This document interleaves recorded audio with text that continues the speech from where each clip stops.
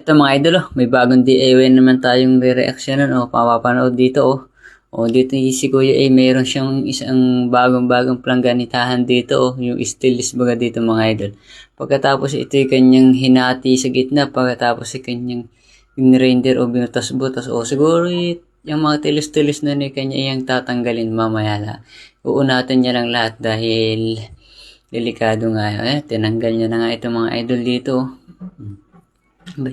Panoorin lang natin hanggang dulo itong mga idol. Baka sakaling magustuhan natin, pwede natin din gayahin to.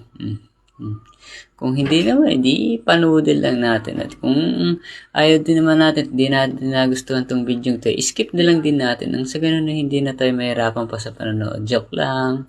Ayan na Dito ay, mayroon din siya dito lahat ng mga idol. Kanya lang din itong hati-hatian o hinati-hati o yung sinukat pagkatapos kanya lang itong binutas-butasan Ayan butas-butas lang kaya pala niya dinivide yung lahat para pantay-pantay yung kanyang butas. Pagkatapos dito yung lagdan niya ng hati-hati o binaakbaak niya doon yung sa may pinagbutas-butasan niya. Ayos din talaga to si Kuya. Marami din talaga itong like hack sa buhay na ginagawa na mas talagang mapapadali o mas mapapaano ang ating mga trabaho. Mas mapapabilis, diba? Saan niya naman kaya ilalagay yan? Pagkatapos, barena, binutasan niya yung mga binutas-putas niya kanina dito. Yan Katapos, yung planganitahan kanina, ayun, dun niya inilagay. Ano naman kaya ang gagawin niya dito mga idol? Panoorin na lang natin. Huwag na tayong tanong ng tanong pa. Ayan. Tapos pag minarkahan niya ng lapis o ballpen. Tapos ganyan itong binutasan.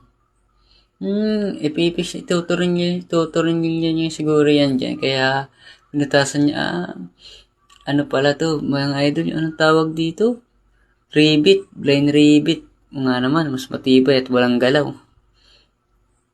Ayan. Pinagre-ribbit niya lang lahat dito.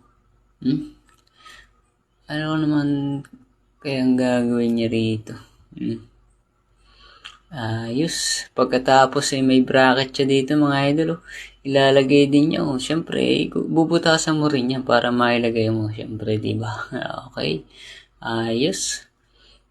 Ang galing naman ng pagkakagawa dito.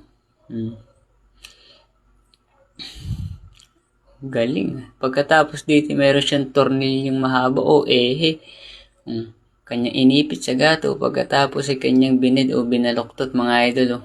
Ayan binabaloktot niya na dito. Katapos, meron din siya ditong tabla mga idol. Tapos nilagyan niya din ng bracket. Ay pwedeng, to mga idol. Ito yung parang gasol na maliit. Yung nilalagay dito sa mga portable na lutuan o yung shilin.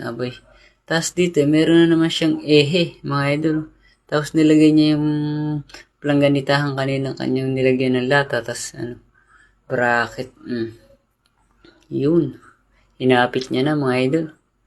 Tapos, pa yung ganyang ginagawa? Bracket na naman. Niyapos niya na naman doon sa pinakang mga idol. Tangke bagang maliit. Hindi ko alam ang tawag doon. Kung alam niyo naman, i-comment niyo na lang sa baba.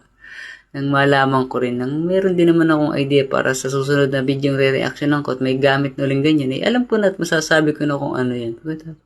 Ayan na mga idol. Sinindihan niya na. Boy, ano kaya to? Ayos to. DIY blower.